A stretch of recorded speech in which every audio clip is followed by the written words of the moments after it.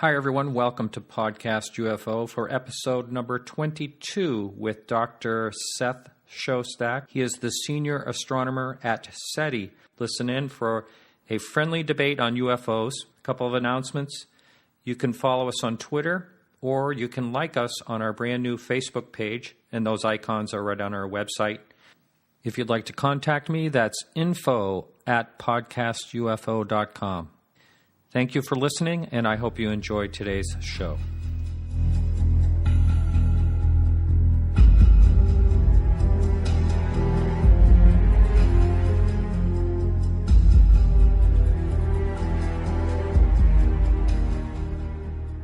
Hi, everyone. I'm on Skype with Senior Astronomer of SETI, Dr. Seth Shostak. How are you, Seth? Just fine, Martin. And I'm calling you in Mountain View, are you, California? I am, yes. Heart of the Silicon Valley, or maybe just it's the pancreas of the Silicon Valley. I actually lived north of there, and I remember Mountain View as some beautiful homes, really nice area. It's not too bad. We have, the Googleplex is here. There are a lot of other companies that people may have heard of if they're among the digerati. Yes, it's a nice place. Yes, I lived in Tiburon north of there. That's even nicer. Yeah, it was pretty nice. I would like to talk to you about UFOs quite a bit today, but first of all, I'm thrilled to have an astronomer on because I've been a fan of astronomy. Before we talk about UFOs, there's just a couple of questions I have. I'm going to be a little bit hypothetical here and there, but do you ever think there's a chance another theory will come along that'll disprove the Big Bang Theory? Well, one should never say never when it comes to such things. But the history of science, and in particular, the evidence that's presented for the Big Bang suggests that the Big Bang, yes, it's going to survive. Now, it's undoubtedly going to be modified. It's somewhat akin, I think, to Newton's dynamics. When Newton worked out the law of gravitation and what kept the planets in orbit and that sort of thing back, around 1600, whatever. All right, that explained a lot of things. It wasn't quite right. It turns out it didn't include general relativity. He didn't know about that. And general relativity makes some slight modifications to Newton's laws. But Newton works, in 99.9% of all the cases that are germane to, for example, engineering here on Earth. And even for explaining the motions of the planets, they're, very, very good. So, it isn't that Newton was really wrong or that, the whole idea was overthrown later. It was simply modified. I think in the case of the Big Bang, there are things about the Big Bang we don't understand. The early inflation and so forth seems to explain stuff and this, that, and the other. Will it go away? I don't think so, because you can see the universe is expanding. You can see the fact that there's so much helium in the universe and so forth and so on. There are all these pieces of evidence that support the Big Bang. It will be modified, but I don't think it's going away. Now, if you had to come up with something of what was happening before the Big Bang, what would that be? And then we can move on to... Well, before the Big Bang. Yeah, actually, we're going to do a show about that with that exact title, actually, for our weekly science show here, Big Picture Science, actually.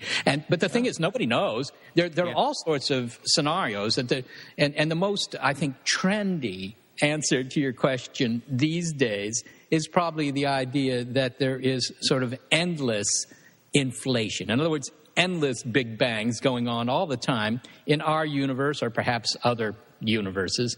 And that, the Big Bang, while very dramatic for us, that kind of thing happens all the time. We're not the only place in the sort of metacosmos where there's been a Big Bang, that these things happen all the time. And in fact, you might cause a Big Bang right there in the room you're sitting in. If you only knew how to twist time and space the right way, you might cause the creation of a whole new universe. Of course, you wouldn't see it. You wouldn't be able to get into it. But, you could do that. And maybe that's what's happening. We're just another ant in the ant colony.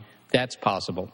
Now, I've heard you say that astronomy is an observational science, which makes perfect sense to me.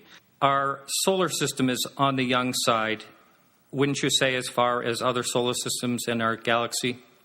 Well, yeah. I mean, the solar system's 4.5 billion years old. The universe is 13.7 billion years old, something like that. Our galaxy is probably 12 billion years old. So, yeah, our solar system has appeared in the last, if you will, 35% of the history of our galaxy. So it's a relatively new kid on the block. So with that in mind, wouldn't you say that it is very possible that we could be visited by other civilizations? Well, it doesn't violate any physics. I mean, there are probably civilizations out there that are way in advance of ours. It's certainly possible. I don't actually think that there's much controversy about that. I've never heard anybody say that it's impossible. I never hear that argument. The argument against being visited actually doesn't have to do with the physics of whether it's possible. It has mostly to do with the evidence. And what type of evidence do you think would be good enough? Well, I think you just have to look at historic precedent for that. I often like to say, it's been, 65 years since Roswell, one of the more celebrated incidents which some people believe show that the aliens were trying to visit or something. Now, if you add 65 years to 1492, what do you come up with, 1557 or something like that?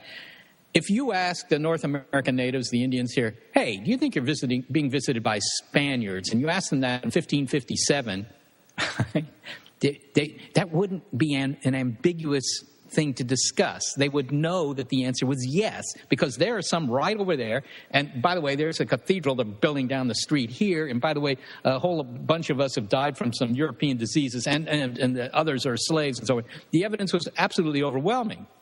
Now, so if you ask, well, what sort of evidence would prove that we're being visited? I would say something that you could stack up in the Smithsonian, at least. I would think it would be much, much more than that. But let's say, at a minimum, something that, you could put in the local science museum. So you wouldn't consider so many witnesses, say, for instance, astronaut Gordon Cooper and former Governor Fife Symington and people like that. What would you say about them being as observers?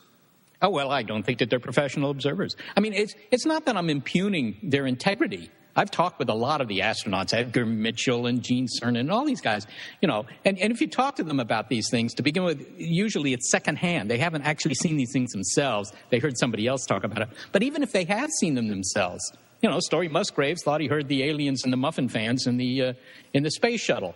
Okay, I don't think he's lying. I don't think he's making something up. But I don't consider that very good evidence. And in fact, anybody who's in forensics will tell you that witness testimony is about the poorest kind of evidence there is, particularly in science. In science, just because somebody thinks they've seen something, that doesn't prove its existence. All it means is that they've seen something. Capital cases, homicide cases in the courts. Witness testimony never sends anybody to the chair, right? Unless you got 20 witnesses or something like that, all saying the same thing and all independent.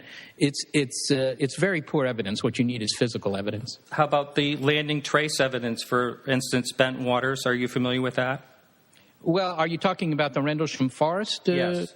Yeah. No, I've read a lot about that, and I've actually been to the Rendlesham Forest. And I don't see anything there that in the slightest convinces me that aliens were involved. There's explanation for everything that occurred in the Rendlesham Forest incident that doesn't involve aliens at all. So given the choice between, all right, here's an explanation, and it accords with the facts, but it doesn't involve aliens. Or here's this other explanation that there were some, aliens who decided to visit the eastern part of England and then just leave and not actually, leave behind a hubcap or something, something that I could put in on Exhibition Road in London at the museum. I'm going to go for the simpler explanation. I don't totally agree with you on that. There was radiation trace evidence. There was marks in the ground that perfectly measured in a triangular form. But there was witness testimony of people that are in charge of nuclear arms. There's just so many things in that case. But earlier you just mentioned about the witnesses, if there were 25 or more. How about the thousands of witnesses in the Belgium Triangle incident in 1989 and 1990? Yeah, I don't believe any of that either. Not that they didn't see things. That's not the point. Thousands of people saw the Phoenix lights too, but that doesn't prove in that case that they were actual aliens. When there's another explanation, and it's been repeated over and over and over again, but nobody seems to want to believe it, that doesn't do that. I mean, I would ask you, why is it that there's no evidence that's in the Smithsonian? I mean, that's the remarkable thing to me about this, is that one really good case would prove it. Yes, and that may happen. And it may happen, but I don't think it has happened. And I think that that's actually a remarkable thing, because there are something like 10,000 reported UFO sightings per year. I get, a couple a day, just me. But, I always tell them, we don't investigate these things, so, you should call up one of the organizations that does, like MUFON or something. But I don't think any of these people are hoaxing me. They've just seen something, or they send me photos. I have to say, if they send me photos, then I can actually do some sort of analysis, and I usually do. But, there have been 10,000 a year for a long, long time, at least. And those are the reported ones. I'm sure there are many, many more that, people just don't do anything about. And so in these tens of thousands of sightings, all you'd need is really one good one, and suddenly the case would be made. And the fact that in these tens of thousands, there isn't a single one that seems to have piqued the interest of the mainstream academic community, the scientific community, or is good enough, as I say, to put in the Smithsonian, I think that's significant. To me, that's very significant. Now, you read Leslie Kane's book, from what I understand. I've talked with Leslie. She's been here, yes. Yes, but did you read her book? Some of it, not all of it. Mm-hmm. And what did you think of it? Well, I think it's very interesting, but these are all, again, anecdotes. And that's just not good enough for science. It's not good enough. Witness testimony doesn't cut it. And unfortunately, it doesn't. And what I get very frequently is people who say, but, these witnesses are credible. They're airline pilots. They're military people. I mean, I've been on panels with military people who, claim that they've seen the aliens buzzing our missile silos. Now, on the face of it, that's a bit odd, isn't it? I mean, if you could somehow visit the Romans, right? Okay, they're 2,000 years ago, but somehow, you come to Earth and you visit the Romans. You're aliens and you visit the Romans, right? So the Klingons landed 2,000 years ago. Let's say they did, which is just as good a time for them to have visited as now, by the way. I don't understand why they're visiting now. That's another point. But let's say they came back and they visited the Romans 2,000 years ago. Do you think they would spend their time walking around the place where the Romans built their shields and spears? Because after all, that's their military technology. We better check that out. I think it's just as kind of silly as thinking that, if the Klingons came today, they would be interested in our missile silos. And yet, there are plenty of people who've written books about that. I disagree, because let's just throw it out there. Let's say that we are an experiment or we are just being watched. You can't destroy an entire world with shields and swords, but you certainly can with nuclear weapons. Well, if we're being watched, how are we being watched? Like you said, there are 10,000 people a year that have sightings. Well, you mean they're here, and so they're watching us from nearby. They've been hanging around the planet for 4.5 billion years watching us. Anything is possible. Well, okay, anything is possible, but unfortunately, to say that's not very good evidence for saying we're being visited. To say anything's possible, yes, anything's possible. I mean, it could be that there are leprechauns in Ireland. I mean, that's possible. Well, that's what you base your job on, is anything's possible. No. What we do is we say, look, yeah, they could be out there. That is the starting point, and I agree with you that is our starting point. We do that on the basis of the fact that, for example, we now know there are 1 trillion planets in the Milky Way, okay? So, it doesn't seem unreasonable that some of those have spawned some sort of, not only biology, but something intelligent. But for them to come here, okay, that's very hard. It's very hard to understand any motivation for them to come here because they don't know about us yet. That information hasn't reached them yet. So, it's not that they're interested in our nuclear weapons or the fact that we're maybe messing up the environment or whatever. They don't know any of that. How would you know that? The only way you'd know it is by picking up our signals, television. I disagree. I mean, they could have known to explore our atmosphere 2 million years ago with an advanced civilization. Yeah, but if they explored the atmosphere, what would they learn? What do you mean by explore the atmosphere? They could see signs of chlorophyll or whatever on our atmosphere by searching. So they know there's grass here. There's life. Yeah, there's life. But so you're suggesting that 2 billion years ago they detected oxygen in our atmosphere, which indeed they could do. I mean, I think anybody with a big enough telescope would know that there's oxygen in our atmosphere. So they said, okay, there's a world over there. It's got oxygen in the atmosphere. Zork, we're going to mount an interstellar expedition here, and we're just going to hang out around that planet for 2 billion years. And then finally, beginning in 1948, we'll start making our presence known. Is that the idea? Not necessarily. I mean, there are drawings on caves with disc-shaped objects. Who knows? They might have been here before. Who's to say they haven't been? Well, nobody. That's the same argument. Anything's possible.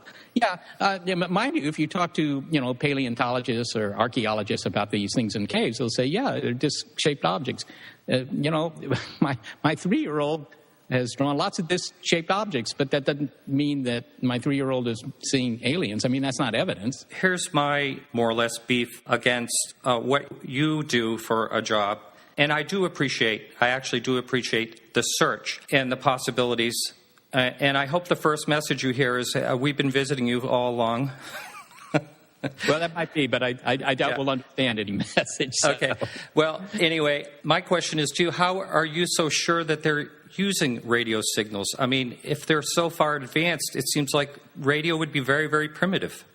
Well, what do you think would be less primitive? What do you mean less primitive? Other ways of communicating that we haven't even thought of. Okay. In other words, anything's possible again. Absolutely. Yeah, but that doesn't allow you to do an experiment. Well, right? You and I, or mostly you, are talking on what we know today. You're not talking about what you or our civilization may understand in 1,000,000 years advanced, 1,000,000,000 years advanced, even 100 years advanced. Well, that's true. That's absolutely true, Martin. It may be that radio, and by the way, we use radios because this is just the physics of the situation. Radio waves go right through the interstellar gas and dust without any hindrance. They do that at the speed of light, which, as far as we know, is as fast as you can send information. Okay? So if you just work out the cost per bit of sending information on a radio wave, and the cost per bit is an energy cost, of course. If you just work that out, it's cheaper in the radio than anything else that we know about. Now, your point is, well, but there are things we don't know. Well, I'm sure there are things we don't know. That's absolutely so. And it certainly is possible that 10 years down the road, 1,000 years down the road, 1,000,000 years down the road, we uncover some physics that shows us much, much better ways to communicate. That could be. That could be. But all that does, that doesn't help you to have said that, because it just means, well, you better not do your experiment here because there may be a better way to do it. Unless you know the physics of these better methods, you can't design an experiment. So your alternative is either just throw up your hands and say, I'm not going to do anything because it might be wrong, or you do the experiment based on the physics you have. And so that's why we do what we do. Okay, so we really don't know for sure if everyone's wasting their time at SETI. That's really the bottom line. That's the way I see it. It's exploration. It's exploration. It's a bit like asking Captain Cook. You could be wasting your time exploring the South Pacific because there might not be any significant islands here. I think I've heard you say before about the vast amount of energy needed for light speed travel. I wondered if you were familiar with the new article that just came out.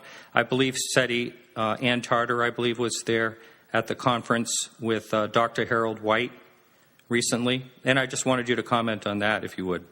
Well, I think you may be referring to the 100-year Starship program, that initiative. Is that what you're speaking of? Yeah, searching for the warp bubbles. Well, there are various proposals for how to either get close to the speed of light or even beat the speed of light. Okay, it's not clear whether any of that physics works. If you talk to the the physicists about this, they say, well, I don't know, it doesn't seem to work, but maybe it could be made to work. But in any case, any of these schemes require enormous amounts of energy. So that's the problem with high speed travel. Whether you're talking about going half the speed of light or you're talking about even going faster than the speed of light, if it turns out that that's possible to do. So, marshaling these huge sums of energy is not easy to do, no matter who you are, that's for sure. But that's a technical argument. And that's actually not the objection to, I think, that the scientific community has to the idea that we're being visited. It isn't that, doggone it, there's just no technical way that they could be here. We started that way at the top of the show. It doesn't violate physics, even, precluding any of these sort of exotic ideas for high-speed travel.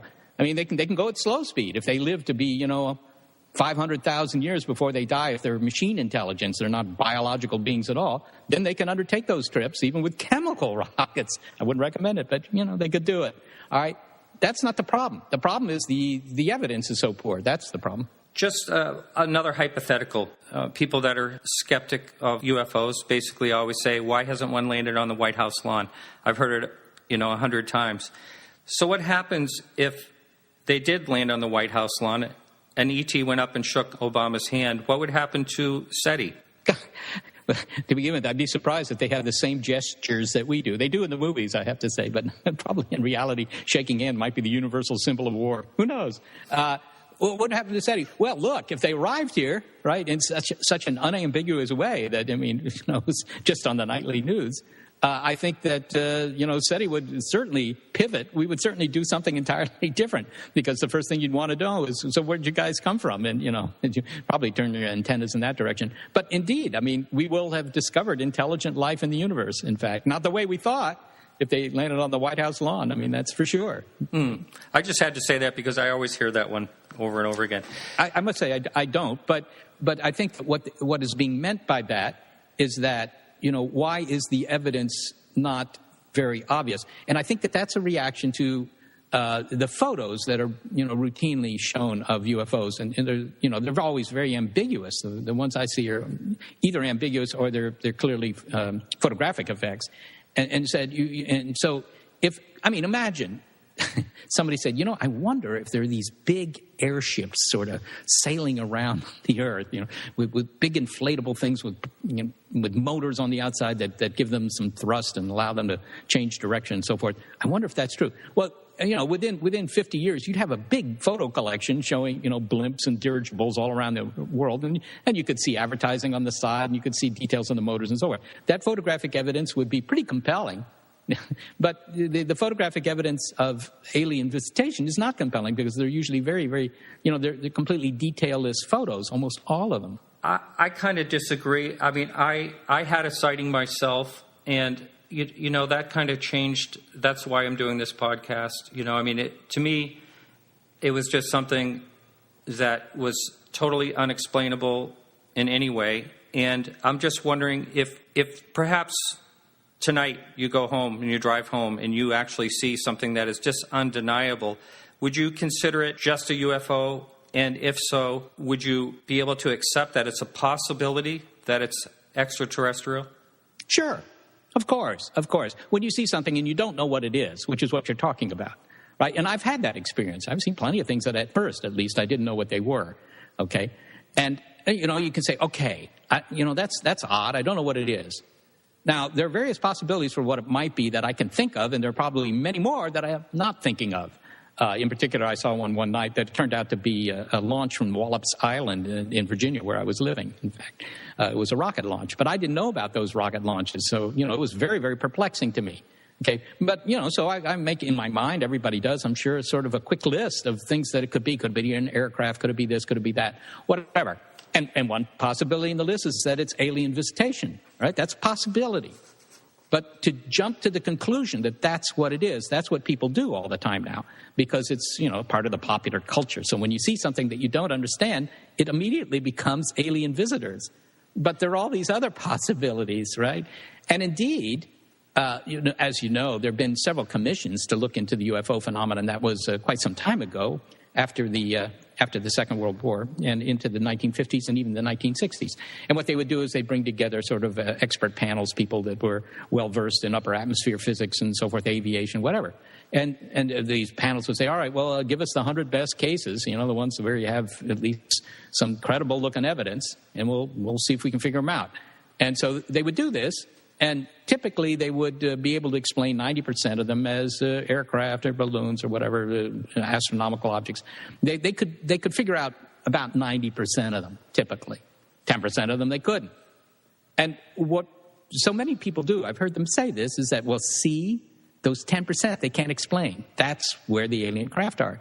And that's what's called an argument from ignorance. Because they're saying, I don't know what it is, so it's proof of aliens. The local police here solve 65% of the homicides in San Francisco. The other 35% they don't solve. Those could be, aliens murdering people. But that would be a very bizarre conclusion. I think that for someone just to assume that what they see is extraterrestrial, I agree with you on that part. What I think is something is happening, and we don't know what it is. And the thing that comes to mind when you talk about 10,000 sightings a year, why isn't there even a very small part of the government interested in this, like like they are in other countries. For instance, in South America, there's government associations actually taking this serious. And why doesn't the U.S. take it serious? Well, I think that that's simply history. I think that if the evidence rose to the level of seemingly being credible to, experts in the field of, atmospheric phenomena, I think that it would be taken seriously. It's not taken seriously in this country in the sense, as you say, that we don't have any, the government isn't looking into it. Of course, people wouldn't believe what the government said anyhow. That's my take on it. It seems that when it comes to UFOs, people don't trust the government, so they simultaneously don't trust them and then blame them for not investigating, which seems odd. But, okay, I mean, the British aren't looking into it. I lived in Europe for 13 years. None of the governments in Western Europe that I encountered seemed to be very interested in it. And so yes, some governments are looking into it. Well, fine. I have no objection to looking into it. I think people should look into it if they feel that there's something there. They should.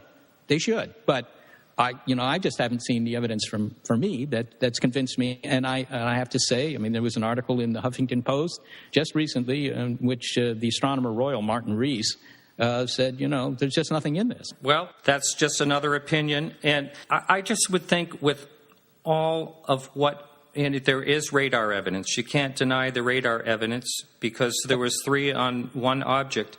And when something can do multiple thousand miles an hour and make a right angle turn, it just seems like there would be much more curiosity by scientists. Well, the thing is, you can explain the radar sightings in other ways. It turns out that radar, this is accompanied with visual. Yeah, but the thing is, to begin with, we have aircraft that can go thousands of miles an hour, so that per se is not so interesting. But the right-angle turns are usually geometric effects. They're geometric effects. I've talked to radar experts about this, and they say, well, this isn't good evidence either. But, if you disagree, that's fine. And a lot of people disagree. I mean, a lot of people are going to disagree with what I'm saying here. I'm sure of it. But, look, as I say, bottom line is really simple. There are thousands and thousands of, sightings every year. That means if there are 10,000 a year, right, that means there's 30 a day. Every hour there's another reported sighting, okay? And all you need is one really good one, that where the evidence is so unambiguous, as I say, that doggone it, let's shove this into the Museum of Natural History in New York. Let's just put it in there. And yet the Museum of Natural History doesn't do that. And it isn't because the people who are running the museum figured that the visitors to the museum just wouldn't be interested in this. Of course they would be interested. My gosh, this would be the most interesting thing in the museum.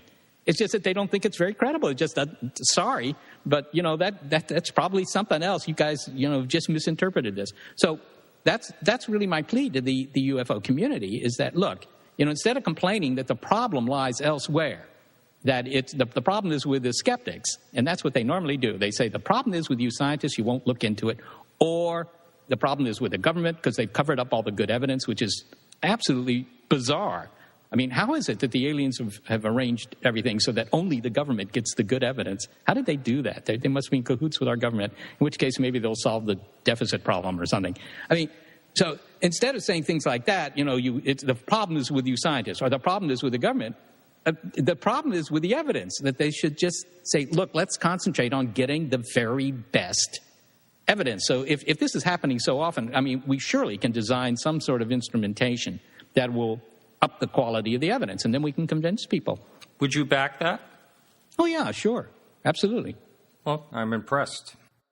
If you woke up tomorrow morning and you, I don't know, maybe banged your head or something, and you said, I want to take UFOs seriously, what would happen to your career? Would you be a laughingstock, do you think? Oh, no, I don't think so. I mean, that's another misperception, that somehow people at SETI are told that they better not, consider the possibility of UFOs because they'll lose their job. I get that a lot.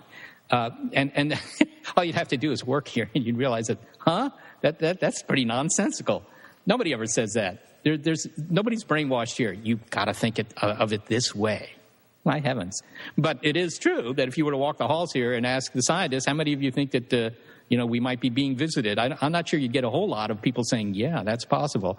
Because, they look at the evidence and they've gone through all the same sort of discussion that we've had here today with themselves, and they're not convinced. But it's not that the their employer is telling them what to think, any more than the Stanford University is telling its faculty what to think. Look, you guys have got to toe the line here. This is what you all have to think. I mean, that's not the nature of an academic organization, nor of a research organization, which is ours. Everybody can think what they want. But what I would do if I thought that there was a good chance of this being true, then I would design some very good experiments that could somehow come up with better imagery or better data. And that doesn't seem to happen. I think that would be a good thing to do. It's hard because the phenomena are intermittent. That's right. Mm-hmm. And so that makes it harder, but that doesn't mean that it's impossible. I'll tell you the reaction of one of my academic colleagues in Europe when we were talking about this. And he said, look, Seth, if I thought there was a 1% chance that any of that UFO stuff were true, I would spend 100% of my time working on it. So there is a barrier here in that, people in research don't think that there's enough there to spend their time on it. So that's a problem. And if you can come up with that enough there, then you'd get tens of thousands of people working on it. Mm-hmm. I agree. I believe, the number one problem is the sightings are intermittent and there's no place to hang out to actually see them. You say there's 30 a day, but we have a massive planet and so it is a very difficult thing to actually study when you can't grab a hold of it. I understand that part of it. Yeah, that's true. I also have to say that sometimes there's a reluctance on the part of people who think that this is happening to do that. I was in conversation with a couple of gentlemen in Boulder, Colorado, who claimed that they could see these things every day, and they had videos they showed me. They were pointing their video cameras, by the way, toward the southeast, which happens to be in the direction of Denver International Airport. But they claimed that they could see these things every day, and that they knew they were UFOs because they were moving very fast. That's a frequent claim, that they were moving much faster than any aircraft. But in order to know whether they're moving very fast, you need to know the range. You need to know how far away they are. So what I suggested to these guys was to say, why don't you get two, can you see these things often? They said, we can see them every day. I said, so why don't you just take 2 video cameras, space yourselves, say, a mile apart, use cell phones or whatever to stay in touch, and aim at the same part of the sky until you pick one up. And do it on a cloudy day so you can do the simple geometry to figure out how far away this thing is, and then you get the real speed. And they didn't want to do it.